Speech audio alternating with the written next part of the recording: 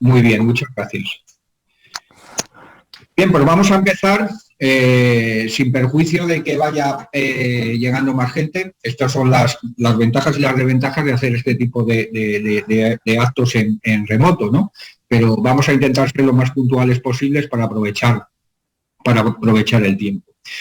Bien, buenos días y obviamente muchas gracias por una asistencia tan masiva a esta nueva jornada organizada por el aula dual, esta vez nuevamente en este formato online o en remoto que nos obliga a hacer la situación que tenemos. Yo obviamente no es que me sienta demasiado cómodo en estos ámbitos, los que me conocéis sobre todo lo sabéis, porque me gusta hacer las jornadas lo más participativas y prácticas posibles, pero bueno, vamos a intentar hacerlo de la mejor manera posible. Si os ruego, como he dicho, es que tengáis los micrófonos desactivados para que el sonido sea lo más nítido posible y, por supuesto, entraremos posteriormente en un turno de preguntas que haremos el tema que prefiráis, bien a través del chat o bien directamente, ¿de acuerdo? Yo no tengo limitación de tiempo, por lo tanto luego me puedo quedar con quien sea a comentarlo y los que luego vayan teniendo otras tareas que hacer de la reunión perfectamente. Bien, empezamos. Los que ya han seguido alguna de las jornadas de formación organizadas por el aula dual y en las que particularmente he participado yo, sabéis que me gusta enfocarlas desde un punto de vista eminentemente práctico, insisto, aunque en este ámbito online o remoto es algo más complicado. Y ello es por una razón muy sencilla. Yo pienso que sirve de muy poco hacer una presentación magistral desde un punto de vista técnico, incluso desde un punto de vista asegurador, si no somos capaces luego de sentarnos frente a nuestros clientes, y la mayor parte de la audiencia que tenemos hoy sois corredores, no somos capaces de sentarnos delante de ese cliente a explicarle cuál es su necesidad, que tiene evidentemente una necesidad, y la eficacia de este seguro que estamos explicando.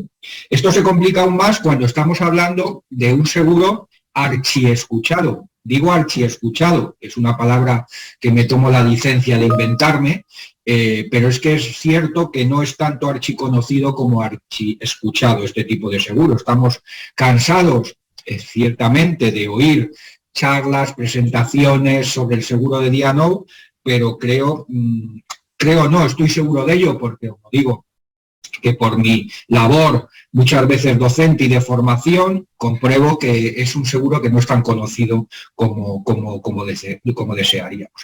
Y al final lo que tenemos que hacer, lógicamente, cuando queremos nuevamente ir a vender un seguro de estas características, es ser capaces de instalar en el cliente, en el asegurado, el potencial asegurado, la necesidad de su compra, y ello se hace de una manera muy sencilla, y ahora más sencilla que nunca, que es hacerle ver que su actividad, la actividad empresarial, es obviamente una actividad y una profesión de riesgo. Y ello viene siendo así fundamentalmente desde la crisis financiera que allá por el año 2008 estalló en Estados Unidos, con el famoso estallido de su burbuja inmobiliaria y de las conocidas hipotecas subprime, crisis que se extendió al mundo entero, a Europa, a España, en nuestro caso, que la sufrimos con total crudeza desde el año 2012 aproximadamente hasta el año 2014, y que ahora nos la ha vuelto a recordar o nos la ha vuelto a traer. No sabemos y veremos con qué consecuencias y de qué forma la actual situación provocada por el COVID. Obviamente, un seguro que hasta el año 2008, sobre todo, y desde allá, desde los años 90, había sido un seguro con unos resultados en lo que siniestralidad se refiere bastante beneficiosos para los aseguradores. A partir del 2008, la verdad es que no es así, y la siniestralidad se ha disparado, como muchos de ustedes conocen, de una manera bastante preocupante, hasta el punto de que en la actualidad está requiriendo nuevamente una respuesta aseguradora mucho más ágil y mucho más eficiente que lo que se venía haciendo hasta ahora. Y bueno, tenemos que estar una vez más recordándonos que somos aseguradores, ¿no? Y tenemos que dar respuesta a estas necesidades, ¿de acuerdo? Por eso creo que el seguro de día no es un seguro que nuevamente está en pleno vigor. Bien, vamos a enfocar esta jornada, por tanto, desde varios focos. Uno comercial, obviamente, la mayor parte de ustedes son corredores y creo que tenemos que ser capaces de conocer perfectamente cuáles son las razones para la contratación prácticamente obligatoria de este seguro, si se quiere ser, desde luego, un diligente empresario. Vamos a ver un foco obviamente conceptual. Me parece imposible conocer nada si no tenemos claros cuáles son los conceptos que se manejan. Obviamente, desde un punto de vista legal, estamos hablando de responsabilidad civil, señores, señoras, no estamos hablando de cualquier otro tipo de riesgo, responsabilidad civil, en este caso de administradores y directivos, pero no deja de ser esa responsabilidad y, por lo tanto, es necesario, imprescindible conocer la ley, porque es la ley la que marca siempre las obligaciones y los deberes de todos los profesionales, en este caso de los administradores. Y, evidentemente, vamos a terminar viendo el punto de vista asegurador, es decir, la póliza. Es importante conocer cómo funciona este tipo de pólizas y cuáles son sus coberturas. Bien, pues empezamos la presentación. Estamos compartiendo ya con todos ustedes la presentación que vamos a ver hoy. Por favor, si hay alguien que tenga algún problema para verlo, nos lo dice, pero espero que se esté viendo perfectamente. Vale. Bien, empezamos con la parte comercial, como hemos dicho. Razones para la contratación del seguro de día. No, pues yo creo que ya en esta introducción hemos dicho la razón principal para contratar un seguro de día. No, y es que estamos ante una de las profesiones de riesgo más importantes que existe en este momento en nuestra economía, como es la actividad del gestor, del administrador de una empresa. Y cuando digo,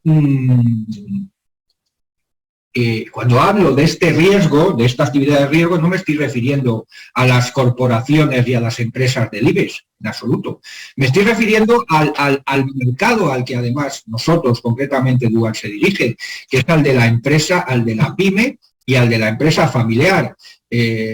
Muchos piensan que una pequeña empresa, incluso una empresa formada por un administrador único, y mucho más, una empresa familiar no tiene riesgo, nada más lejos de la realidad. Que sepamos que estos administradores, estos directivos y estos gestores están sujetos al mismo régimen de responsabilidad que pueda estar sujeto una empresa del IBEX. Por lo tanto, ahí surge ya la primera necesidad de contratación en todas y cada una de esas empresas. Hagamos un ejercicio de revisión de todas nuestras carteras y veamos todas las empresas pymes y familiares que seguramente tendremos sin seguro de día. No, pues el ejercicio siguiente será ir a verlas y explicarles lo que espero yo concretamente, que aprendamos en la jornada de formación de hoy. Y es que debemos tener en cuenta que estadísticamente más del 90% de las demandas, y estamos en un sector ampliamente judicializado, son presentadas en sectores que están protagonizados por las pymes. Y dentro de ese 90%, incluso un 30% del entorno familiar. Y se preguntarán, ¿y qué ocurre en ese entorno familiar?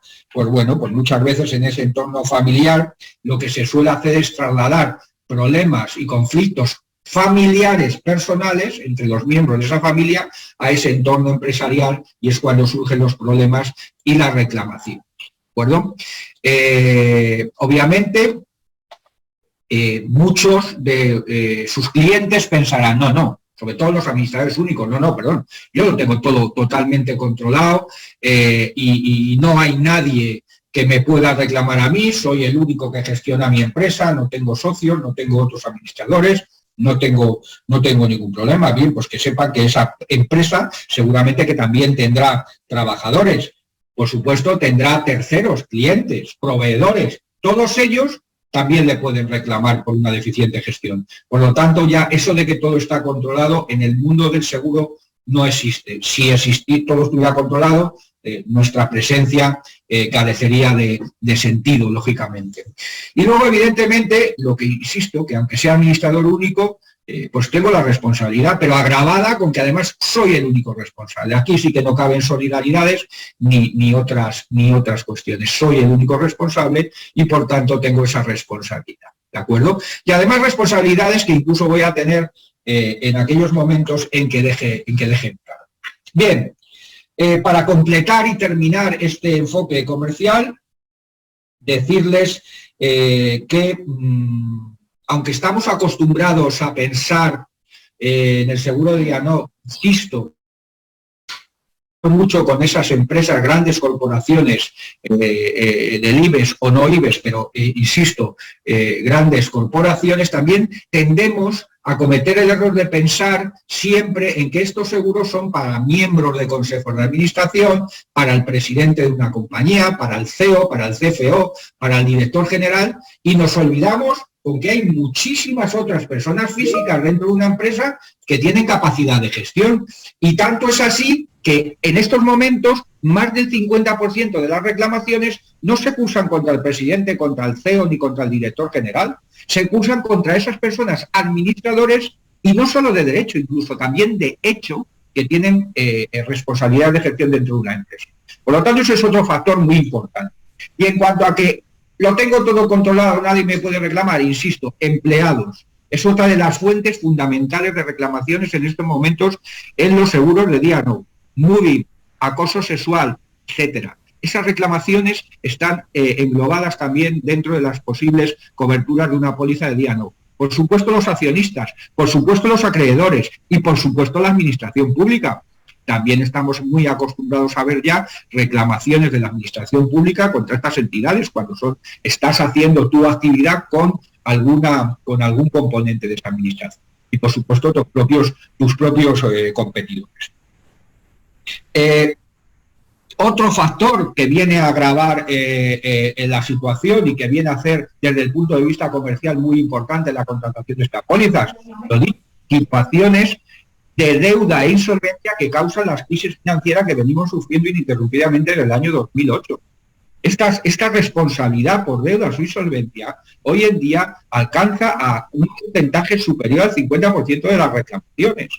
Todo ello, además, en un entorno, insisto, de judicialización en el que se requiere una especialización clara y evidente que, desde mi modesta opinión, solo somos capaces de dar los aseguradores en estos momentos, ¿de acuerdo? Por tanto, eso es también un tema muy importante a destacar.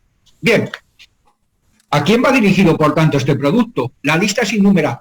No me voy a cansar, yo les pongo ahí un poco un resumen de las personas o las partes más importantes que pueden verse afectadas por una reclamación por una negligente actuación de gestión, pero la lista se puede extender hasta el infinito. Es decir, yo les propongo que hagan el ejercicio de poner encima de su mesa 4 productos diferentes del mercado, de 4 compañías diferentes, y estoy completamente seguro que habrá les saldrá, si juntan la lista de todas las posibles partes y podrán hacer 2 slides. Pues está. Por favor, ¿alguien tiene puesto el sonido por ahí? Le ruego que... ¿De acuerdo? Bien. Bueno, como decía, pueden encontrar, aquí les he puesto algunos que más, la mayor parte de ellos, como verán, son miembros de la dirección de la empresa, de los órganos de administración, en general personas que tienen capacidad de gestión, ¿no? Incluso consejeros no ejecutivos, administradores de hecho, pero bueno, si ven otros productos del mercado, pues podrán encontrar y ver, pues, la figura de los famosos representantes, personas físicas, representantes de la sociedad en entidades participadas o en consejos de administración en que la sociedad de persona jurídica está representado. Podrán encontrar los famosos, no sé cómo llaman ahora, creo que son directores de transición o en términos anglosajones, interim manager, algo así. Bueno, mire usted, pues directivos, al fin y al cabo, en un momento determinado de la empresa, por la razón que sea, son esos directivos, tienen capacidad de gestión y por lo tanto tiene que estar engrosar la lista de posibles asegurados. Los empleados que pueden ser codemandados con algún directivo o con algún administrador, ¿por qué son codemandados? Obviamente porque también tienen capacidades de gestión, ¿de acuerdo? Bueno, pues como les digo, la lista puede extenderse hacia el infinito. Bien, y pasamos ya, terminado este enfoque comercial, al enfoque conceptual. Insisto, difícilmente pueden vender o pueden explicar un seguro, no cualquiera, si desconocemos conceptos fundamentales como son, pues por ejemplo, ¿qué es una sociedad mercantil? Esto parece una cosa sencillísima, pero yo les digo que, insisto, en mis jornadas de formación que hago más en nuestros entornos online, cuando hago preguntas a mis participantes sobre qué es una sociedad mercantil o cosas a lo mejor muchísimo más sencillas, que es una sociedad participada, que es una sociedad filial, que es un consejero dominical, que es un administrador mancomunado, solidario, bien, pues todas estas preguntas no se saben responder. Entonces, pues mal vamos a vender un producto cuando vamos a ir a un cliente, nos va a preguntar uno de estos conceptos porque lo va a ver en la póliza y no lo sabemos responder. Por lo tanto, esto es muy importante. Y bueno, pues ¿por dónde empezamos? Pues por la sociedad mercantil, obviamente. La sociedad mercantil es, al fin y al cabo, un acuerdo de voluntades entre un grupo de personas que pueden ser incluso, se pueden llamar socios y pueden formar parte de una junta incluso de accionistas, si se trata, por ejemplo, de una sociedad anónima. Al final tienen un mismo objetivo, ponen en común sus capitales con el objeto de ganar dinero, propósito de lucro. Ahora bien, también puede ser que no tengan ese propósito de lucro y que tengan un fin social. Hablaríamos de otro tipo de sociedades, como son las asociaciones o sociedades culturales, deportivas, incluso las comunidades de vecinos, las comunidades de propietarios. También se puede hacer una póliza de diálogo a la junta de una comunidad de vecinos. ¿Por qué no? Si tienen una responsabilidad en la gestión del patrimonio de esa comunidad de vecinos, ¿de acuerdo? Y si efectivamente hay un fin económico o un propósito de lucro y vamos y registramos nuestra empresa mediante una escritura pública ante un notario público, pues estaremos hablando de más la sociedad mercantil que conocemos más stricto sensu, a la que ya nos iremos a ver lo que son, bueno, pues sociedades anónimas o sociedades limitadas. Es verdad que hemos estado muy acostumbrados a oír hablar hasta el año 2010 de estas sociedades anónimas, estas sociedades de responsabilidad limitada y otro tipo de sociedades en un contexto legal diferente. No existía la ley, el Real Decreto Legislativo del año 2010, de 2 de julio, de sociedades de capital, por la sencilla razón de que nuestra legislación no estaba adaptada todavía a la legislación de la Unión Europea. Una vez que se adoptó, se sacó las sociedades de capital y se unifican en esas sociedades de capital el resto de sociedades, que son las anónimas, limitadas y otras sociedades, pero no dejan de existir por ello y tienen sus requisitos, sobre todo en el capital mínimo que necesitan para crearse. Luego conceptos muy sencillos como son la sociedad participada, la sociedad externa, la sociedad filial. Yo veo a nuestros suscriptores y constantemente me dicen que les preguntan siempre, por ejemplo, pues si la póliza de D&O tiene coberturas extendidas para esas sociedades participadas, para esas sociedades filiales. Y muchas veces, de verdad, os lo digo, y con todo el cariño del mundo, y quien me lo está preguntando a lo mejor no sabe, no conoce ese concepto de sociedad participada, sociedad filial, con lo cual cuando va a explicarle al cliente, pues si el cliente tiene ese tipo de sociedades, difícilmente vamos a poder explicarle la cobertura, ¿vale? Pues sí, bueno, es muy sencillo, es tanto como tener la curiosidad de saber qué es. La sociedad participada es una sociedad en la que hay una parte de su capital que pertenece a otra sociedad, a un grupo de empresas, y que se puede llegar incluso a controlar la gestión. Es verdad que no consolidan en el balance completo, pero sí lo pueden hacer en los que son de los fondos propios y lo que son los resultados del ejercicio, pero esas son esas sociedades participadas. Y entonces incluso esa sociedad principal, ese tomador del seguro, puede llegar a tener personas físicas representando a esa sociedad, en esa sociedad participada. Y por eso debemos de saberlo. Y luego la sociedad filial, que es una entidad totalmente controlada por otra entidad, en este caso, que será la entidad que hace, que tomadora del seguro. ¿De ¿de acuerdo? Y luego conceptos pues muy utilizados en este tipo de seguro, como son los relacionados con los administradores. Obviamente, en una sociedad las funciones de gobierno, las funciones de gestión y de representación de esa entidad, bueno, pues están englobadas dentro de lo que es el órgano de administración, pero al final ese órgano de administración puede haber, insisto, un administrador único, en el caso esa es la única persona, ya física o jurídica, que toma todas las decisiones y para lo bueno y para lo malo, él va a ser el que tiene todas las obligaciones, deberes y responsabilidades de la sociedad, pero puede haber más de un administrador, que puede ser solidario, puede ser mancomunado. Entonces estaríamos ya englobándonos en lo que se trata un órgano de gestión de carácter colegiado como es el Consejo de Administración, ¿de acuerdo? Y luego distinguir lo que es la diferencia fundamental entre la habilidad solidaria y mancomunado, que es obviamente que en el caso del mancomunado no pueden actuar ninguno de ellos de manera independiente, no pueden tomar decisiones que vinculen de forma independiente, sino que se necesita el acuerdo de todos. Sin embargo, en los solidarios, pues es verdad que la decisión de uno puede vincular al resto, ¿no? Lo cual también tiene sus complicaciones desde el punto de vista de la responsabilidad. Bien.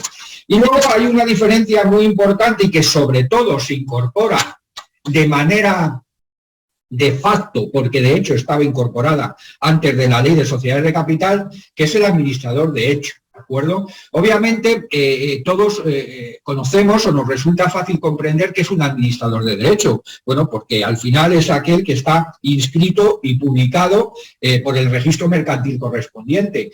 Tenemos un poder de gestión dentro de la empresa, de la gestión que sea y de la parte de la empresa que sea, y está registrado en un poder que todos conocemos, un poder que se solicita normalmente, además, cuando es la primera documentación que se solicita cuando se gestiona un siniestro para confirmar la condición de asegurado del demandado, del investigado, del reclamado en general. Pero luego tenemos otro grupo de personas no menos numeroso que son los administradores de hecho, que insisto, hasta la Ley de Sociedades de Capital en el año 2010 estaba ahí en una nebulosa, en un limbo, en una laguna legal, porque no estaba regulado como tal, pero existía. Es decir, antes del 2000, no quiere decir que si antes del 2010 llegaba una reclamación contra una persona que se acreditaba posteriormente que tenía funciones de gestión de una empresa, no fuera a tener cobertura dentro de la póliza de Diano porque era un administrador y al final la póliza de Diano, no olvidemos que lo que está cubriendo es actuaciones negligentes de gestión. Y esa gestión se puede acreditar bien de derecho con un poder o bien de hecho con actuaciones. Bien, pues este administrador de hecho, afortunadamente para dar mayor seguridad jurídica a las relaciones que pueden interrelacionarse dentro de una empresa, es regulado de una manera formal y evidentemente pues tiene la misma apariencia jurídica que la de un administrador de derecho, ¿vale? Pero que tengamos en cuenta que todas esas personas, por eso decía antes, el codemandado que va con un administrador de derecho, obviamente el codemandado que va con un administrador de derecho puede tener esa condición de asegurado, esté o no esté en la póliza, si realmente se acreditan sus funciones de gestión, ¿de acuerdo? Otros conceptos muy importantes, el consejero dominical, quedarían sorprendidísimos si yo les enseñara las respuestas que yo he tenido a exámenes que he hecho, no ya en curso de formación como este, sino incluso en máster con personas con unas titulaciones en materia mercantil importantes. Me gustaría que vieran las respuestas que yo he obtenido sobre qué es un consejero dominical. Bueno, pues el consejero dominical, como bien saben la mayor parte de ustedes, no deja de ser un accionista de la sociedad, que por ser accionista de la sociedad, obviamente puede formar parte del Consejo de Administración y no solo de esa Junta de Accionistas. Y luego otro concepto que también me hace mucha gracia, porque es un objeto de, cada vez menos, ¿no? Pero sí ha sido objeto de discusión muchas veces, que es el famoso aval concursal. Parece que aquellos que al principio, porque, bueno, quiero decir que no poníamos dentro de las pólizas que cubríamos el aval concursal, que obviamente ya les digo desde este momento que no quiere decir que no esté cubierto, porque como luego vamos a ver a la hora de la póliza, al final esta póliza no deja de ser una póliza a todo riesgo en la que está cubierto todo aquello que no se excluya, obviamente en materia de responsabilidad civil. El aval concursal, es que cubrirse el aval concursal, pues vamos a, sí, pero es que no lo pone, pero bueno, vamos a ver qué es el aval concursal, ¿no? Y también, insisto, hay muchos casos que había mucha gente que pedía que se le cubriera ese aval concursal y no sabía lo que era ese aval concursal. Y bueno, es verdad que el aval concursal no deja de ser una especie de afianzamiento, ¿no? O de garantía. Lo que pasa que se pide no en un ámbito civil, no en un ámbito penal. En este caso se solicita por el juez en el ámbito de un procedimiento concursal, que no deja de ser otro procedimiento judicial, ¿no? Es verdad que quizás en derecho estemos muy acostumbrados a poner muchísimos apellidos a las cosas y muchas veces son las mismas cosas, ¿no? Pero sí es verdad que les ponemos muchos apellidos. Pero esto, el aval concursal es un aval, una garantía, una caución, una fianza que se pide dentro de una póliza, dentro de un procedimiento concursal cuando se tienen sospechas o dudas de que las personas involucradas no van a tener la solvencia suficiente para poder asumir sus responsabilidades a lo largo del proceso. Entonces, en vez de pedirle una fianza, por ejemplo, como se pide en un procedimiento criminal para garantizar la responsabilidad civil de un investigado, pues aquí, como estamos en el ámbito concursal, lo que pedimos es un aval concursal. Nada diferente, entonces perfectamente encuadrable dentro de la garantía de fianzas, cauciones y luego ya, como quieran llamarles, civiles, criminales, bueno, ya ahí las cosas se complican hasta el infinito, todo lo que queramos complicarle. Pero yo no quería dejar de poner el concepto de aval concursal, pues oye, porque creo que es importante saberlo a la hora de explicárselo a nuestros clientes. Bien, y vamos ya al tercer foco. Teníamos 4, os recuerdo: comercial, conceptual, legal y asegurador. Pues vamos ya al legal. Este seguramente es el más árido para todos aquellos que no tengan la deformación profesional que tengo yo, por ejemplo, que soy una persona vocacional abogado vocacional y que me encantan todas estas cosas. Y yo comprendo que para muchos sean aridísimas, pero lo siento tremendamente y siento decirles que se las tienen que saber y que las tenemos que ver. Si lo que sí voy a hacer es, para no machacarles mucho, es pasarlas un poco de forma más rápida, ¿no? Pero que hay que sabérselas porque la ley de sociedades de capital, que verán que estamos hablando mucho de ella desde que hemos empezado esta presentación, es la que nos dice frente a qué y por qué van a responder los administradores y los gestores de una empresa.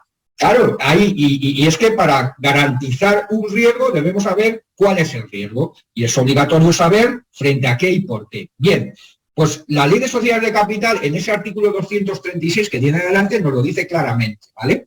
Nos dice que además esta responsabilidad, insisto, hablamos de responsabilidad, no estamos hablando de otra cosa, ¿eh? Aquí estamos hablando de responsabilidad. Pues esta responsabilidad es legal. ¿Por qué es legal? Porque la recoge la ley. Es que son cosas de verdad obvias y evidentes, pero me gusta insistir en ellas porque de esta forma consigo que se queden grabadas de una manera mucho más práctica. Y ya os he dicho al principio que esto es una información práctica, legal. No os queréis decir, me aprendo de memoria que es una responsabilidad legal. No, es legal porque la dice la ley, ¿vale? Y entonces ya veréis cómo no se os va a olvidar nunca porque es una responsabilidad legal. Y es personal porque se está poniendo en juego la responsabilidad personal de una persona física que gestiona una empresa e incluso su patrimonio y su patrimonio universal, el patrimonio de sus empresas y de su familia. Y es resarcitoria porque la ley te dice que si incumples esos deberes tienes que indemnizar a un tercero. Responsabilidad civil otra vez. Recuerdan, 1902 del Código Civil. No estamos hablando de nada excesivamente complicado. El que causa un daño a otro tiene la obligación de resarcirlo, resarcitoria, es lo que estamos hablando. Y la ley lo que hace muy bien, la Ley de Sociedades de Capital, por cierto, es recogerlo y ordenarlo. Antes de esta Ley de Sociedades de Capital es verdad que todo esto no estaba bien ordenado. Y era verdad que defender a un asegurado era bastante más complicado. Esto viene a clarificar mucho las cosas, las obligaciones y deberes de los administradores. Y nos dice que los administradores responderán, fíjense lo que les decía antes, los administradores y el administrador único, y el administrador de una sociedad familiar, y el administrador de una pyme, y el administrador de una zapatería, y el administrador de una panadería y de una churrería, el administrador de todas esas empresas va a responder frente a terceros, a acreedores, a competencia, a posibles proveedores, pero también responde frente a la propia sociedad y frente a los socios si los tuviera, ¿de acuerdo? ¿Y de qué responde? Pues responde de lo que dice el artículo 1902 del Código Civil, una vez más, de actos u omisiones, en un entorno de gestión, obviamente, no en una gestión de responsabilidad civil profesional, como puede ser un abogado, un procurador, un arquitecto, no, en la actividad de gestión de los actos o omisiones que haga en contra de la ley, es decir, antijurídicos, o en contra de los propios estatutos que tiene esa sociedad, estatutos que tiene hasta una comunidad de vecinos, insisto, hasta una asociación cultural de esos estatutos, o por los realizados ya ahí incumpliendo los deberes inherentes del administrador. Ahí estamos hablando de la culpa pura y dura, de la negligencia, ¿vale? Pues en esos casos hay responsabilidad. E incluso, fijaros, es más que en aquellos casos en que se incumpla la ley o se incumplan los estatutos, cosa que no es difícil, y dependiendo de las actividades suele ser hasta complicado, en esos casos además esa culpabilidad se va a presumir. Es decir, que incluso vamos a tener la carga de la prueba de probar que hemos sido diligentes, ¿vale? Por tanto, esto es muy, muy importante. Esto hay que sabérselo de memoria para poder saber explicar un seguro de día no. Y es más, para conocer y darle la importancia al seguro de día no que tiene, ¿de acuerdo? Y por supuesto, aquí ya es donde se recoge la figura del administrador de hecho, ¿vale? En el punto 3 del artículo 236. Y además nos dice el 237 que, ojo, que esta responsabilidad es solidaria. ¿Qué quiere decir? Que si tú la haces, puedo yo ser responsable también de lo que tú has hecho. Por lo tanto, tengo que controlar, tengo que vigilar lo que hace no solo un administrador, sino todos los que hacen la gestión de una empresa, y vais a ver cómo esto se complica hasta el infinito luego ya con la regulación del Código Penal, porque esa responsabilidad es solidaria, ¿de acuerdo? Y seguimos hablando de obligaciones y deberes. Y entonces, la propia Ley de Sociedades de Capital nos los divide en 3 grandes bloques, ¿vale? Importantísimo, esto es esencial para saber y conocer la cobertura de una póliza de día no. Nos habla de responsabilidad por daños, en general. Responsabilidad por deudas sociales y responsabilidad concursal.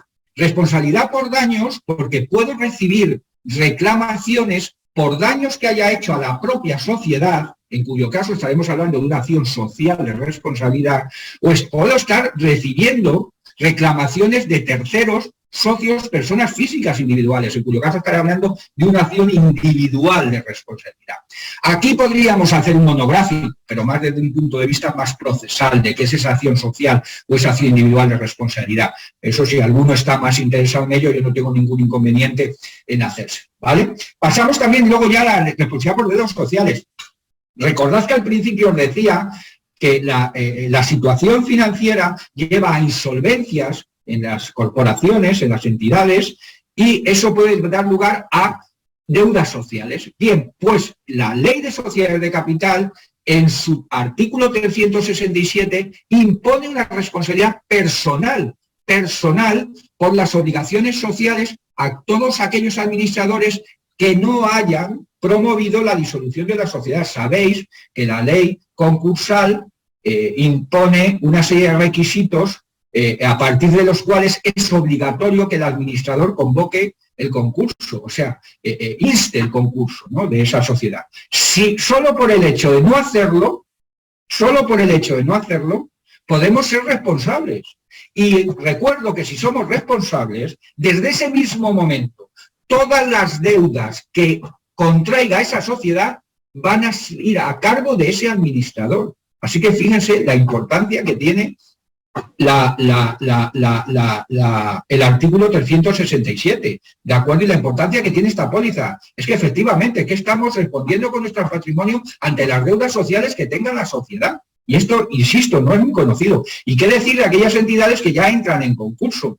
A partir de ahí, dentro de esas sociedades que entran en concurso, ¿de acuerdo?, se pueden producir bueno, se producen de hecho un análisis exhaustivo de las actuaciones que ha tenido el administrador. Y si finalmente se califica ese concurso como culpable, va a haber responsabilidades para esos administradores que son responsabilidades concursales. No estamos hablando aquí, no lo confundamos, del administrador concursal. Ojo, no es lo mismo el administrador concursal que ese administrador de la sociedad, ¿vale? El administrador concursal ya sabe que está en este mismo procedimiento, está en el ámbito de la situación de liquidación de la sociedad, si fuera para liquidación, o de reactivación de la sociedad. En ese ámbito concursal, el administrador concursal es una figura diferente. Saben que cuando se produce el concurso hay un juez concursal y luego hay unos administradores concursales. Esos administradores concursales, según la ley, son abogados o son economistas, o incluso auditores son necesarios en muchos casos para ello.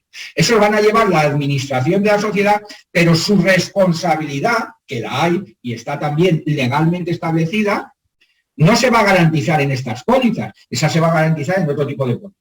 En las pólizas de responsabilidad civil profesional del abogado, del economista, del auditor en cuestión, ¿no? No aquí. Aquí estamos hablando del administrador de hecho o de derecho de la sociedad, ¿de acuerdo? Y luego, pues ya, y ahora ya sí, no les aburro más con el tema legislativo, hay una serie de deberes que, vuelvo a insistir, afortunadamente están muy bien definidos en la Ley de Sociedades de Capital, porque anteriormente se suponían, pero no estaban definidos, con lo cual era una dificultad añadida a la hora de defender esa carga de la prueba que tiene el administrador en estos casos. Bien, pues son el deber general de diligencia, discrecionalidad empresarial, obviamente el deber de lealtad que ya os digo está perfectamente establecido y definido en esta ley, y otro tan importante como es el de evitar situaciones de conflicto de intereses. Es muy común, ya saben, además ahora sobre todo, que cuando entras a formar parte de alguna empresa o una corporación, una de las cosas que más recogida en las políticas de compliance es el tema de los conflictos de intereses, ¿no? Bueno, pues aquí está perfectamente recogido. Y luego me interesa destacar, por último, el artículo 239 de la Ley de Sociedades de Capital, porque es un artículo que se recoge expresamente también en la mayor parte, si no todas, las pólizas del mercado, ¿vale? Que es esa posibilidad para aquellos socios o socio que posea una participación que le permita, en su caso, en una sociedad anónima, convocar la Junta General de Accionistas. Bien, porque en estos casos esos socios pueden entablar, si en unas determinadas circunstancias o requisitos perfectamente tasados legalmente y que los tienen ahí en esta slide, pueden entablar la acción social de responsabilidad, ¿no? Recuerdo lo que hemos visto antes, esa acción social es cuando hay, o se presume que hay daños a una sociedad, a la propia sociedad, y por tanto la ley, desde un punto de vista procesal, lo que nos dice es que interpongamos esa acción de responsabilidad social, ¿de acuerdo? Entonces, en esos casos, la ley, no la ley de enjuiciamiento civil, aquí la Ley de Sociedades de Capital ya dice que los gastos de defensa deben ser abonados por la sociedad, ¿vale? Y como deben ser abonados por la sociedad, es una razón de peso para que esté incluido dentro de las pólizas de día.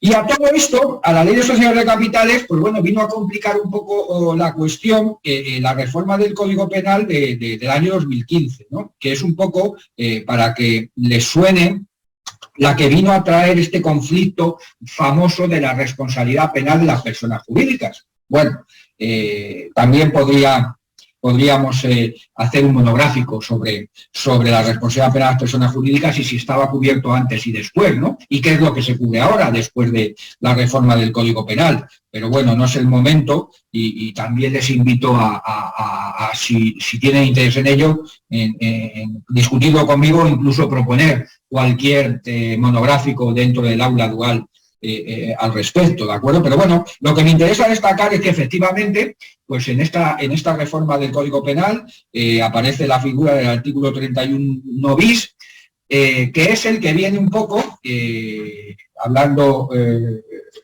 muy resumidamente, a revestir de personalidad no de personalidad, sino de imputación, de posibilidad de imputación penal de las sociedades. Hasta ahora saben que desde el derecho romano una persona jurídica no podía delinquir. Yo sigo convencido de que no puede delinquir y que esto, bueno, pues se le puede llamar de muchas formas, pero es que por mucho que nos pongamos, perdóneme, delinquen las personas, pero la sociedad no puede delinquir. Puede verse involucrada en un delito cometido por una persona física, pero no puede delinquir. Pero es verdad que lo que se hace es que, pues aprovechando que el Pisuerga pasa por Valladolid, efectivamente, y que tenemos una situación de crisis importante y que además hay unos índices muy altos de corrupción, no solo en la administración pública, sino también en las empresas y corporaciones privadas, pues el objeto de revestir de responsabilidad penal a estas sociedades es para imponer unos programas de compliance y unos programas de vigilancia, control y revisión, en definitiva, de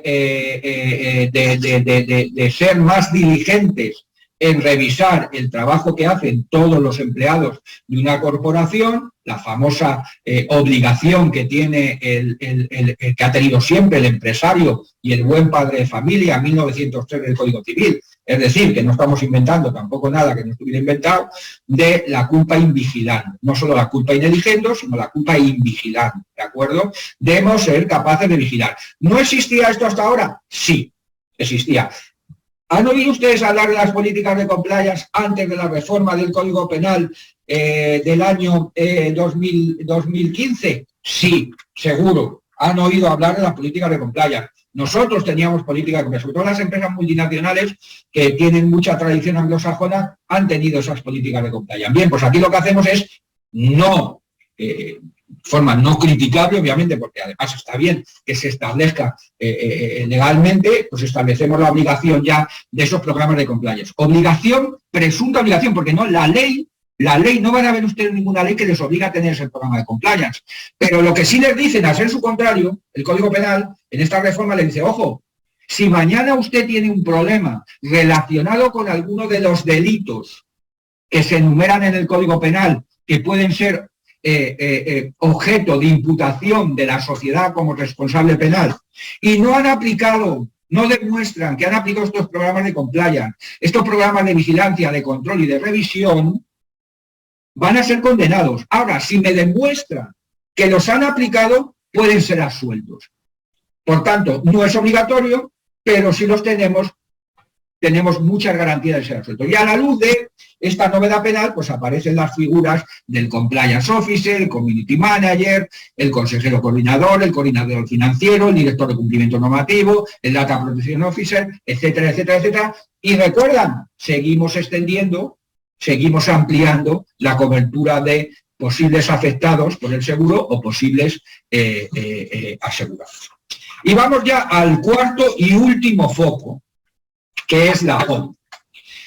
Seguramente que después de todo lo que hemos visto, ¿de acuerdo? Después de haber visto el punto comercial, conceptual y sobre todo legal, no debe tener demasiadas dificultades, ¿no? Primero, porque todos ustedes conocen lo que es una póliza, conocen lo que es una póliza de responsabilidad civil y han visto cientos de miles de pólizas de día no en el mercado. ¿De acuerdo? Por lo tanto, no vamos a tener muchas complicaciones en saber que aquí hay un factor, por un lado, indemnizatorio, obviamente, para cubrir los posibles quebrantos económicos que una reclamación pueda traer a un administrador, a un gerente, a un gestor, en definitiva a un asegurado, nada que ningún problema al respecto. Sí es importante destacar que estas pólizas, obviamente, se lo he dicho antes, digamos que forman parte o son un elemento más del buen gobierno de una empresa, de ser más diligentes todavía, ¿de acuerdo? Tengo una póliza que, a pesar de que yo soy muy diligente, por si es un complemento de ese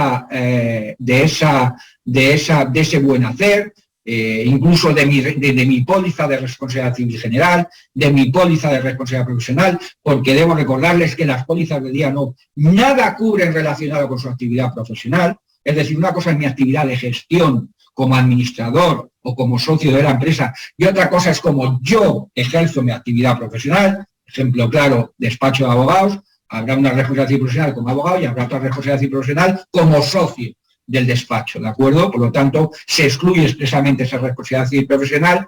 No es equivalente, lógicamente, a una garantía para responder del buen resultado de la gestión, es decir, como tengo una póliza me olvido y ya puedo hacer lo que quiera, no, en ningún caso, es un elemento más y es un beneficio adicional que se da a ese representante y ordenado gestor. Bien, la póliza, como he dicho, hay una parte, la propia ley lo dice, la responsabilidad de los administradores, uno de sus factores es resarcitorio. Por tanto, hay que resarcir, es decir, pagar aquellos perjuicios que se hayan causado o bien a la sociedad, recuerden, frente a quién respondemos. Respondemos frente a la sociedad, respondemos frente a los accionistas, respondemos frente a los terceros por actos incorrectos, ¿de acuerdo? De esos gerentes, de administradores. Por tanto, tenemos que resarcir esos perjuicios económicos, ¿de acuerdo? La prestación de fianzas, ya la hemos tocado un poco al principio cuando hemos estado hablando del aval concursal, y por supuesto los famosísimos y archiconocidos gastos de defensa judicial, que son realmente la fuente principal de la siniestralidad de este tipo de pólizas. No es una póliza de defensa jurídica, ojo, cuidado, y me gusta siempre decir esto, y soy muy cansino con este tema y muy vehemente con ello. No es una póliza de defensa jurídica. La póliza de defensa jurídica, que está perfectamente establecida y definida en la ley de contrato de seguro, es una, y recordarán, bueno, les recuerdo que recientemente ha habido alguna sentencia ya del Tribunal Supremo que viene a avalar esta teoría, que no sé por qué tiene que venir, porque yo creo, siempre he pensado que estaba muy claro. Una cosa es el seguro de defensa jurídica perfectamente establecido en la ley de contrato de seguro, y otra cosa es la cobertura de defensa jurídica que se da dentro de las pólizas de responsabilidad civil, ¿de acuerdo? Pero es que está en apartados incluso distintos, ¿vale? Dentro de la póliza de responsabilidad civil ya hemos visto que hay una parte resarcitoria, hay una parte de pago de fianzas y hay una parte de gastos de defensa, pero que esos gastos de defensa no son una póliza de defensa jurídica, ¿de acuerdo? Aunque muchos así lo piensan. Y muchos nos trasladan incluso a los aseguradores todas las decisiones relacionadas con la negociación y ajuste de esos gastos de defensa. Yo siempre digo lo mismo. En las pólizas de responsabilidad civil profesional de un abogado, de un procurador, de un arquitecto, nuestros tramitadores de siniestros conocen perfectamente a los asegurados. En las pólizas de Diano normalmente no llegamos a verlos nunca. Pero al abogado del asegurado, ese le tenemos todos los días, en el desayuno, en la comida y en la cena. ¿De acuerdo? Y eso es porque estamos confundiendo la cobertura de defensa jurídica de la póliza de Diano con el seguro de defensa jurídica. ¿Y por qué lo confundimos? Pues una cosa muy sencilla, porque en una póliza no hay libre elección de letrado y en estas sí hay libre elección de letrado. Claro, efectivamente. No es lo mismo contratar a Garrigues si tengo una póliza de Diano que contratar a Garrigues si no tengo una póliza de Diano. Y se lo garantizo. Y Garrigues no cobra los mismos honorarios si ve que hay una póliza de Diano de su cliente o si ve que no hay una póliza de Diano. ¿Vale? Y por eso los aseguradores tenemos que estar lidiando constantemente con este tema de los honorarios y los gastos de esos. ¿Vale? Perfecto, entendido, espero. Asegurados de la póliza, es que no voy a entrar más a valorarlo porque creo que lo hemos dicho muchísimas veces a lo largo de esta presentación. Hasta el infinito. Si hacemos esta zona de formación dentro de 6 meses, esa lista se habrá duplicado, seguramente, ¿de acuerdo? Porque tenemos una gran imaginación en el sector asegurador para poner nombre a cosas que ya se están cubriendo desde los años 90, ¿de acuerdo? Bien, la sección de responsabilidad. Hemos visto cuáles son las obligaciones, cuáles son los deberes de los administradores. Ya lo que tenemos que hacer es qué ocurre cuando hay una actuación negligente contra la ley, contra los estatutos sociales o contra las actuaciones inherentes a un administrador. Bien, pues en esa sección de responsabilidad vamos a cubrir esas indemnizaciones. Infracciones laborales. he dicho al principio que una de las razones comerciales para la venta de este producto es que no todo está controlado. Y todo no está controlado desde el punto que, aunque seas un administrador único, puedes tener empleados. Y esos empleados te pueden demandar. Y te pueden demandar por una infracción laboral, por un moving, por un acoso sexual, etcétera, etcétera, etcétera. ¿Vale? Y eso está cubierto también en esta sección de responsabilidad de las pólizas de DIANO. Y luego, cómo no, las famosas responsabilidades tributarias y concursales. La responsabilidad concursal la hemos explicado en el bloque tercero, les recuerdo, cuando hablábamos de responsabilidad por daños, responsabilidad por deudas y responsabilidad concursal, ¿vale? Lo hemos abordado. Y la tributaria, ojo con la tributaria, y aquí también quiero hacer un llamamiento sobre todo a todos ustedes que son corredores, para cuando el cliente les diga responsabilidad tributaria, ay, me interesa, quiero cubrir la responsabilidad tributaria, pero ojo, la responsabilidad tributaria que se está cubriendo en las pólizas de DIANO es la responsabilidad tributaria subsidiaria. Es decir, si hay una deuda tributaria de la sociedad principal y alguien incumple con el pago de esa deuda, puede haber una responsabilidad subsidiaria del administrador. Esa es la que cubrimos y no la directa. ¿Por qué? Ahora, si estuviéramos en un entorno no remoto y no online, pues me encantaría pasearme por el pasillo de la sala para preguntarles a todos por qué. Porque quiero que se convenzan de que cuando los aseguradores, a día de hoy, insisto, mañana ya veremos, no se sabe. Cuando los aseguradores decimos que no cubrimos nada más que la responsabilidad tributaria subsidiaria, no es por un capricho. Ni siquiera es porque queramos ahorrar siniestralidad, que podría ser una razón de peso. No, señores, no. Es porque esa responsabilidad tributaria directa, la que no es subsidiaria, supone una actuación dolosa. Requiere ese contenido doloso de la actuación del administrador. Y el dolo está excluido en la póliza. Por tanto, no es que no la cubramos porque no queramos. Y esta discusión la he tenido con muchos corredores, compañeros suyos, que a lo mejor alguno está presente en esta jornada, porque su cliente le ha dicho que le cobraba la responsabilidad tributaria, pero no la subsidiaria. No, porque aunque te la cubra, te estaría mintiendo. Te estaría vendiendo una cobertura vacía de contenido, siempre y cuando te mantenga la exclusión del dolo. ¿De acuerdo? Por tanto, entendamos que muchas veces los aseguradores actuamos así por razones. Insisto, que no sé si dentro de 6 meses el mercado se va a mover y lo tengamos también que cubrir, porque esta misma vehemencia la he utilizado hace muchos años para no cubrir dentro de las pólizas de DIANO los gastos de defensa de aquellos administradores que eran imputados en procedimientos, por ejemplo, derivados de delitos contra el derecho de los trabajadores. Es decir, empresas de prevención de riesgos laborales que tenían su póliza de RC profesional y su póliza de DIANO, y como consecuencia de un accidente laboral, el directivo de la empresa era sentado en el banquillo y se pedía que se cubriera por la póliza de DIANO. Que no, señores, que no. Que la póliza de DIANO no está para eso, que tiene que cubrir la RC profesional. Y además es que la póliza de DIANO, les recuerdo que hay una exclusión que excluye las reclamaciones derivadas de los daños personales. Entonces, váyase usted a su póliza de RC general o váyase usted a su póliza de RC profesional. Pero aquí no. ¿Qué ha ocurrido después de muchos años? Pues que ahora se mete la famosa cobertura del homicidio empresarial, que también les sonará. Pues el homicidio empresarial lo que viene a cubrir no es que el empresario mate a alguien, obviamente. No, viene a cubrir los gastos de defensa que se pueden cubrir el directivo en un procedimiento en el que es llevado por un accidente laboral. Bien, por eso puedo estar hablando dentro de 6 meses, pues que de que se cubre también esa responsabilidad tributaria no subsidiaria, ¿de acuerdo? Pero yo me gusta dejar, de todas maneras, mi punto de vista para que luego cuando ocurra se acuerden de mí. Bien. Los gastos de defensa legal, que ya le he dicho, particularidad que tienen gastos de defensa que recogen la elección por parte del asegurado de esos abogados, con la única limitación de que los aseguradores tenemos la opción de controlarlo, ¿vale? De controlar esos gastos y negociarlos, y luego las famosas fianzas. Bueno, las fianzas, ya saben que ha habido siempre mucha polémica con esto, ¿no? Y han pasado por distintos momentos. Pues bueno, han pasado por momentos en que solo se cubría la constitución de los gastos, ha pasado por otros momentos en que se cubre la fianza como tal, infinidad. No sé dónde estamos ahora ya, si les soy sinceros, no lo sé. Sé dónde estamos nosotros, igual, sí, donde hemos estado siempre.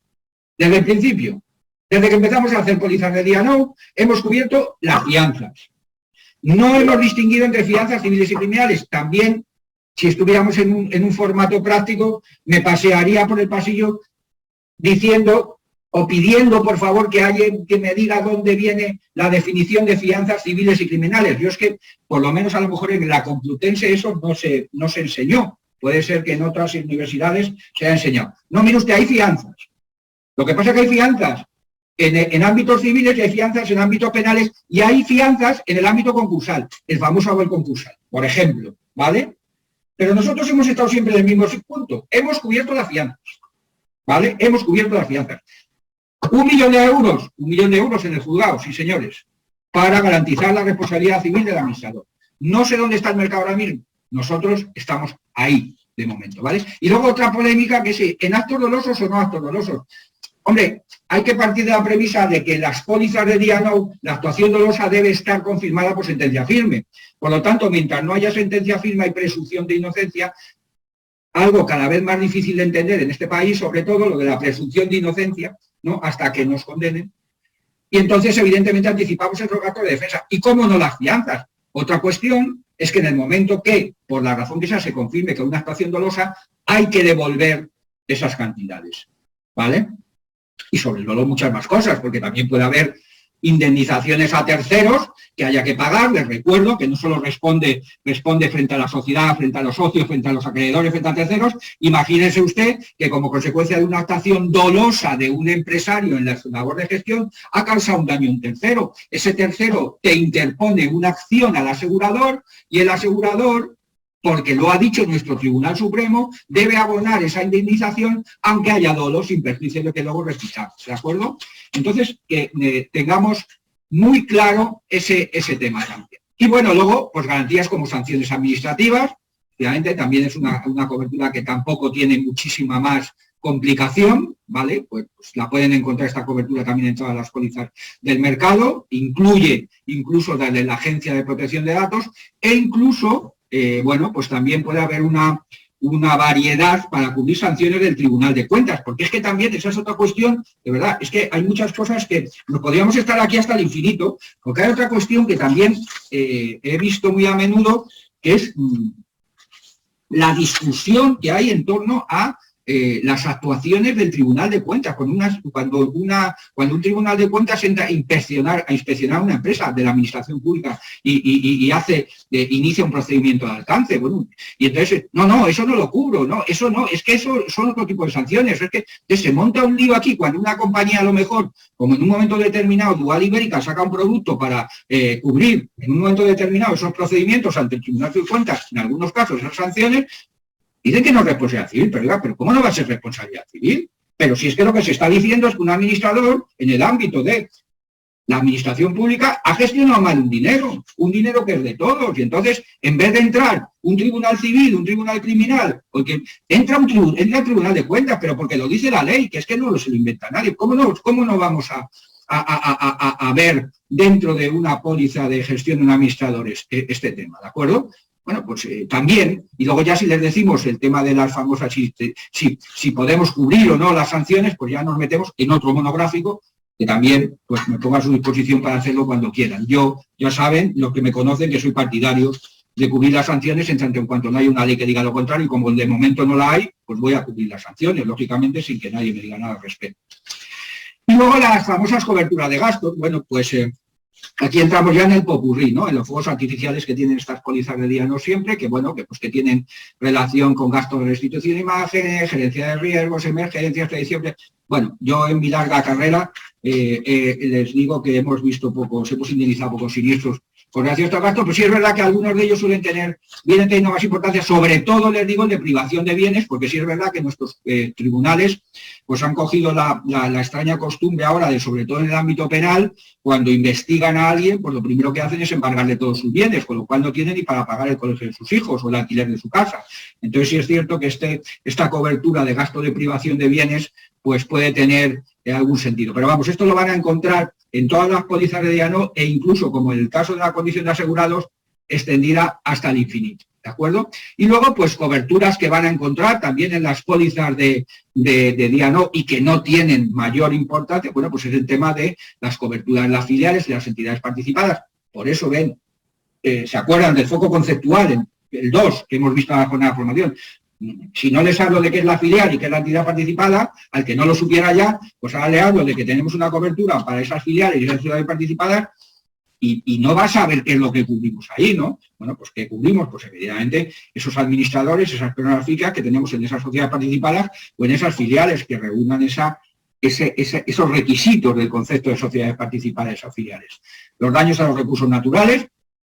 Sí he preferido ponerles los 3 puntos, las 3 coberturas de daños a recursos naturales, porque en muchas pólizas encontrarán que única y exclusivamente se cubren los honorarios y gastos, ¿vale? Y no se cubren, por ejemplo, las reclamaciones en que se aleguen daños a la sociedad, a sus accionistas como consecuencia de un daño a los recursos naturales, ni siquiera el perjuicio financiero. Por eso sí quiero que lo sepan, para que sepan que hay respuesta aseguradora también en el mercado para ello. Y luego coberturas pues, de administradores retirados e inhabilitación profesional. Y aquí la estrella de la póliza, ¿no? Que es el tema de la cobertura temporal. Y es la estrella porque aquí, como dicen, entre todos la mataron y ella sola se murió, ¿no? Pues cuando llevamos muchos años aplicando a las pólizas de responsabilidad civil la cobertura llamada desde el mundo del término anglosajón claims made, en base a reclamaciones, pues sí es verdad que estamos teniendo algunas sentencias en primera instancia en los cuales pues está intentando cambiar un poco al pasado, ¿no? A cuando existían las pólizas en base a hechos ocurridos. No, bueno, pues hoy por hoy, y sobre todo esta póliza de D&O, lo que cubrimos son las reclamaciones formales, reclamaciones, procedimiento judicial, extrajudicial e incluso en algunos casos las famosas incidencias o circunstancias, es decir, que usted conoce un hecho que puede dar lugar a una reclamación, pero todavía no tiene la reclamación, si lo notifica hoy a su póliza en vigor, aunque esa reclamación llegue con posterioridad, es la compañía que tiene hoy la que le va a cubrir, bien, pues bien, esas reclamaciones presentar durante el periodo de póliza, tanto por hechos ocurridos en el periodo como con anterioridad, y ahí ya entramos en si hay una retroactividad limitada a una determinada fecha o una retroactividad ilimitada. También se incorpora la famosa fecha de continuidad para dar un poco también un cierto respiro a los corredores cuando cambian las pólizas de compañías, que saben que por el tema de cobertura temporal pues se pueden producir gap de cobertura y que no te lo cubra ni una ni otra, ¿no? Entonces esa fecha de continuidad, bueno, pues se pone y se establece dentro de las pólizas y se negocia con el suscriptor de turno para ver qué fecha te sientes ya más o menos cómoda para saber que a partir de que con anterioridad ahí no va a haber ningún hecho o va a haber alguna que pueda dar lugar a una reclamación. Pero bueno, que sepamos como corolario que la cobertura es póliza en base a reclamaciones. Y por último, ya termino, sin más, es simplemente recordarles que estamos ante una póliza efectivamente de gerencia de riesgos, se lo he dicho antes. La póliza de directivos de administradores es una póliza de responsabilidad civil, pero tiene la particularidad de que es una póliza de responsabilidad civil, insisto, a todo riesgo para todas aquellas actuaciones incorrectas en la labor de gestión. Y todo lo que no está excluido prácticamente va a estar incluido, ¿de acuerdo? Entonces, por eso es muy importante que hagamos que la labor de suscripción, cuando suscribamos, y esto lo digo también para que los corredores y corredoras nos entiendan qué es lo que pide normalmente en esa gerencia de riesgo del suscriptor, pues hay que analizar principalmente las cifras, ¿no? Hay que ver el balance de la sociedad, para ver su activo, para ver su pasivo, para ver su patrimonio neto. Hay que ver un poco también cómo ha evolucionado en el tiempo si se trata de una empresa que no es de reciente creación, es decir, su memoria económica y, por supuesto, hay que ver su cuenta de pérdidas y ganancias, ¿vale? Con esto se puede hacer una gerencia de riesgos lo suficientemente buena para poder suscribir ese riesgo. Y luego es verdad que ya dependiendo de las compañías, pues hay actividades y naturalezas del riesgo más o menos agravadas. Pues en actividades, pues es verdad que últimamente, sobre todo con el tema del COVID, pues no los aseguradores, sino los reaseguradores, pues son especialmente puntillosos con dar cobertura a todo lo que tiene que ver el sector hostelero, el sector inmobiliario, construcción, hosting,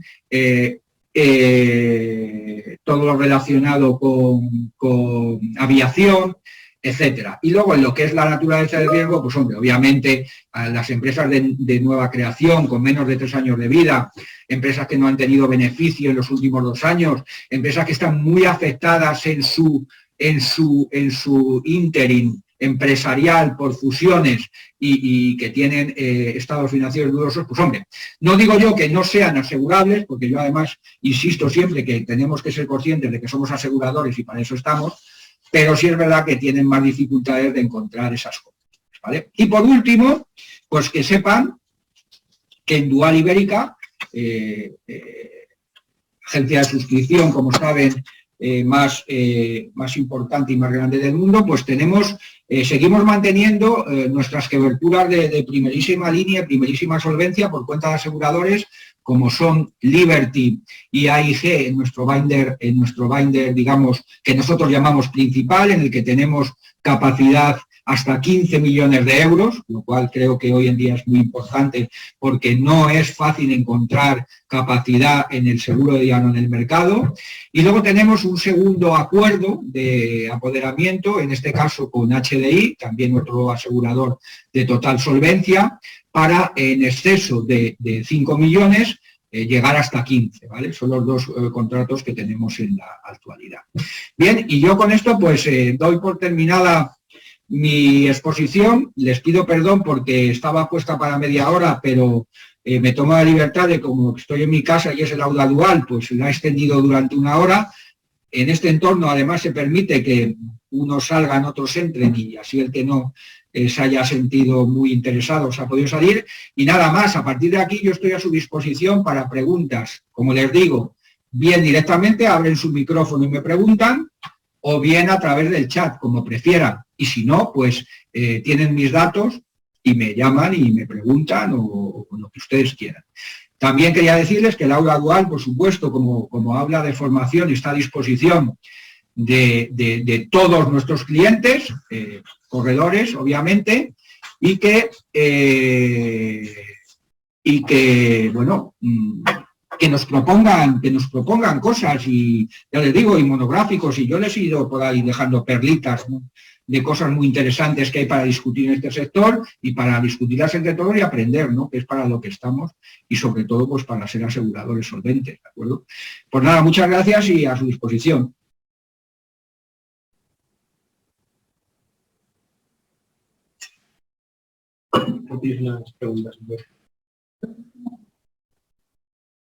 A ver, pues mira, si no te importa, Diego, me las tienes ahí, me las vas leyendo, vamos a ver, porque no las veo aquí. ¿Cuál es la frontera? Sí. La RC empresarial y la de Diana. Bien, ¿quién es? ¿Quién me está preguntando? José Ángel Badilla. Vale, José Ángel. Buenos días, José Ángel. Muchas gracias. Ya veo aquí. Vamos a ver. Es una pregunta muy buena, te diré, efectivamente, pero que no abarca solo, incluso, ¿dónde está la frontera? Te diría yo más, entre la RC empresarial, entre la RC profesional y el diano, fíjate, te la voy a completar más. Yo no soy partidario de poner apellidos a la responsabilidad civil. La responsabilidad civil es siempre la misma y, como os he dicho, artículo 1902 del Código Civil, el que causa un daño a otro tiene obligación de resarcir. Es cierto que luego en la práctica habitual las pólizas distinguimos entre una responsabilidad civil empresarial, también llamada de explotación, también RC general, bueno, esa digamos que es la responsabilidad derivada de la actividad de la empresa. Ejemplo, si soy una empresa dedicada a las instalaciones eléctricas, mi RC, digamos, general de explotación o llamada empresarial, serán los daños que causa un tercero en el desarrollo de esa actividad como instalador eléctrico, ¿vale? Pero imaginaros Pero si en ese ámbito de esa empresa el daño que produzco es a un tercero, a un acreedor, a la propia sociedad, a un accionista, como consecuencia de mi deficiente gestión, es decir, en la gestión de la empresa de instalaciones eléctricas, cometo un acto contrario a la ley, a los estatutos sociales de esa empresa instaladora eléctrica, o incluso a los deberes inherentes de mi función de administrador, ahí estaríamos hablando ya de lo que es la responsabilidad civil de ese administrador y de ese alto cargo, y estaríamos hablando ya de la póliza de diálogo. Y luego imaginaros, si dentro de esa póliza de instalaciones eléctricas hay un director de asesoría jurídica que es abogado, si causa un daño en el ejercicio de su actividad, estaríamos hablando de la responsabilidad civil profesional de ese abogado. Y eso es lo que se distingue. Hablamos de responsabilidad civil empresarial o general en actividades normalmente que no están, digamos, cualificadas con un título universitario normalmente. Cuando ya hay por medio una actividad con un título universitario, ingeniero, abogado, procurador, etcétera, hablamos ya de una responsabilidad profesional. Y cuando hablamos solo de actos de gestión o actos incorrectos en el ámbito de la gestión, ahí hablamos ya de las pólizas de diálogo, ¿de acuerdo? Pero insisto, todo es responsabilidad civil, con letras mayúsculas, responsabilidad civil, ¿vale? No, luego admito apellidos como contractual o extracontractual, pero ya otro tipo de que si empresarial, de que si tal, bueno, eso al final son más temas de marketing que tenemos que poner para distinguir las pólizas, lógicamente, en el mercado. Más preguntas. Si se cae un trabajador por una mancha de aceite en el suelo y esta empresa no tiene plan de protección de riesgos laborales, ¿es el reto empresarial o diálogo? Vale, si en una empresa, sea la actividad que sea, se cae una persona y no hay plan de prevención y ese empresario, en ese caso, pueda ser llevado a un procedimiento y pueda ser condenado, obviamente estaremos hablando de un acto incorrecto de gestión. Es decir, que pueda ir contra la ley, en este caso, contra la ley del derecho de los trabajadores. Muy buena pregunta también, y te diré que te acordarás que te he dicho antes, que yo esa cobertura siempre la he visto más por lo que es la RC empresarial que tú mismo has citado. Bueno, pues ahora ya el debate está acabado. Dentro de las pólizas de D&O, sabéis que hay una cobertura que es la que os he dicho del homicidio empresarial, en el cual cuando se produzca una reclamación contra un directivo, contra un asegurado, en una póliza de D&O, como consecuencia de la infracción de la ley de prevención de riesgos laborales, sus gastos de defensa van a estar cubiertos por esa póliza y va a tener una cobertura por esa póliza de D&O, ¿de acuerdo? Pero imaginar, yo te lo complico más, imagínate que esa empresa es una empresa de prevención de riesgos laborales y lo que le llega es una reclamación de que en un cliente alguien se ha resbalado por esa mancha de aceite. Ahí estaríamos en la cobertura de la póliza de RC empresarial de esa empresa de prevención de riesgos laborales o incluso profesional de alguno de sus técnicos, ¿de acuerdo? Bueno, son límites y barreras que hay ahí, pero al final creo que el corolario más importante es que si tienes un buen programa de seguros, va a estar cubierto por una u otra póliza. Más cosas. Por ahora ¿No hay más cosas? Bueno, pues yo creo que se ha agotado. Hola. Porque... ¿Hola? Sí. Sí, hola, buenos días. Mire, quería saber, por favor, si va a ser posible que nos manden la presentación por email. Sí, no hay ningún problema. Dinos quién eres y te la mandamos. Fenomenal, pues lo digo por correo electrónico. Muchísimas gracias. Perfecto. Bueno, pues no sé si tienen más. Ahí veo por ahí una pregunta que también que dice... Si a futuro se podrá cubrir el ámbito territorial que incluya en la póliza de diálogo. Pues eso es una cuestión de suscripción. Ahora mismo te diré que es difícil encontrar cobertura en ese ámbito territorial de USA y Canadá, no en una póliza de D&O, sino en cualquier otro tipo de póliza de responsabilidad civil. Nosotros en algunos casos lo estamos viendo cuando esa exposición en USA y Canadá no es un porcentaje muy elevado, pero darla totalmente es que es complicado porque los reaseguradores que tenemos detrás pues no están muy por la labor, sobre todo ahora incluso con el tema del COVID, ¿vale?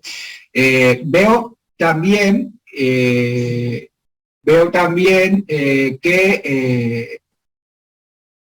se crea polémica o se crea controversia con el tema de la caída del trabajador por una mancha de aceite en el suelo, ¿vale? Y que esta empresa no tiene un plan de prevención de riesgos laborales. Ese red empresarial, entonces veo que después de mi explicación hay alguna que dice que es red de explotación pura. Entonces, a mí no me gusta dejar las cosas al aire, ¿vale? Entonces vamos a intentar aclararlo. Bien.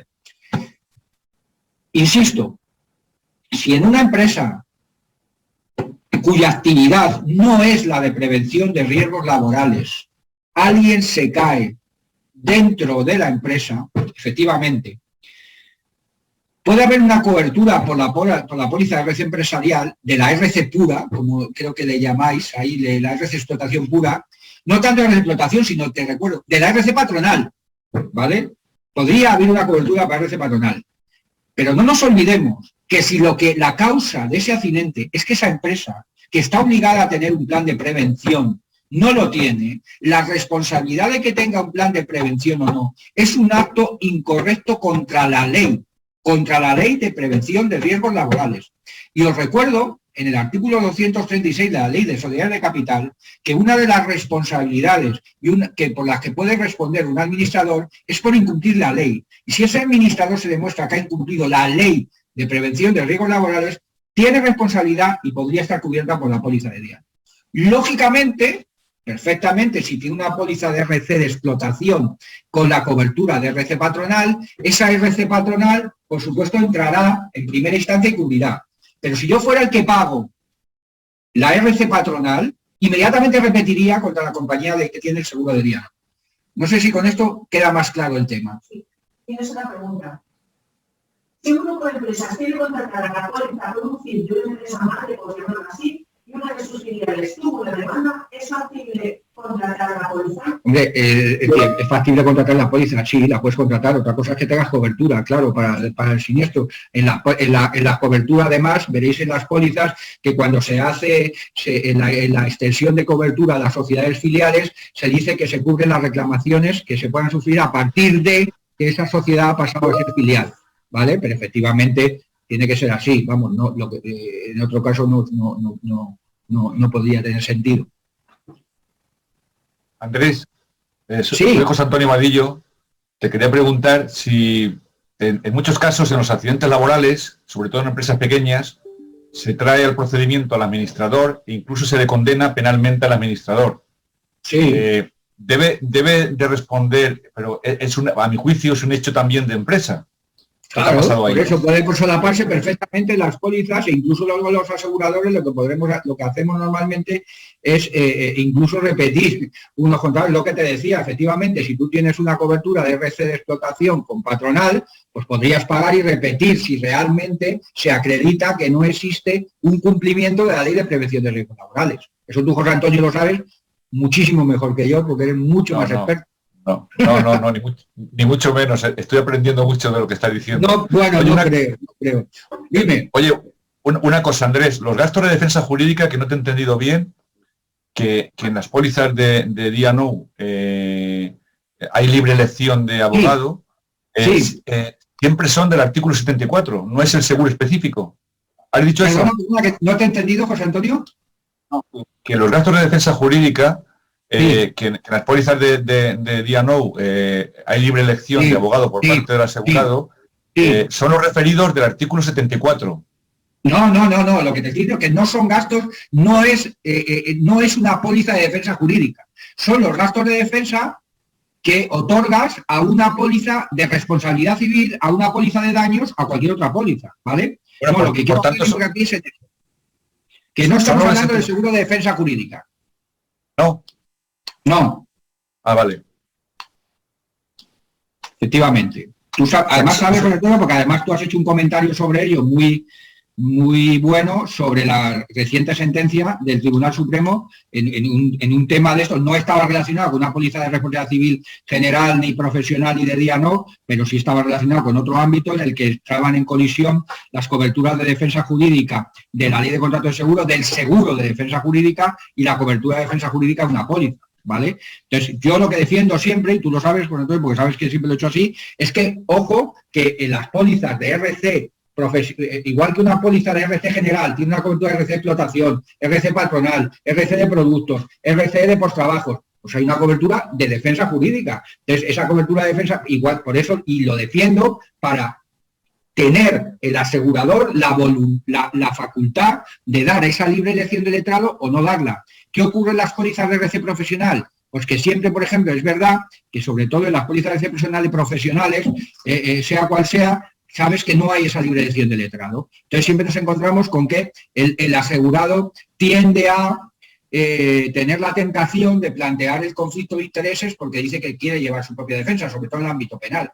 Oiga, no, pero es que tiene que tener en cuenta que esto es un contrato en el cual el asegurador, que es una parte del contrato, ha decidido darle a usted una cobertura de defensa jurídica poniéndole sus abogados a su disposición.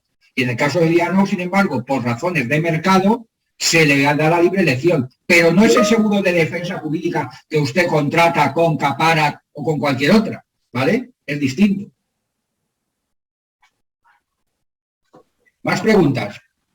Nada más, por ahora. Solamente que subimos una charla en nuestro canal de YouTube y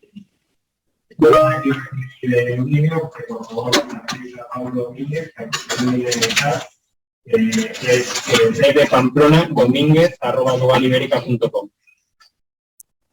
Insisto, a vuestra disposición para lo que queráis, ¿vale? Pues con esto damos por concluida una nueva jornada del aula dual y os agradecemos a todos vuestra presencia. Muchísimas gracias. Muchas gracias, Andrés. Espera.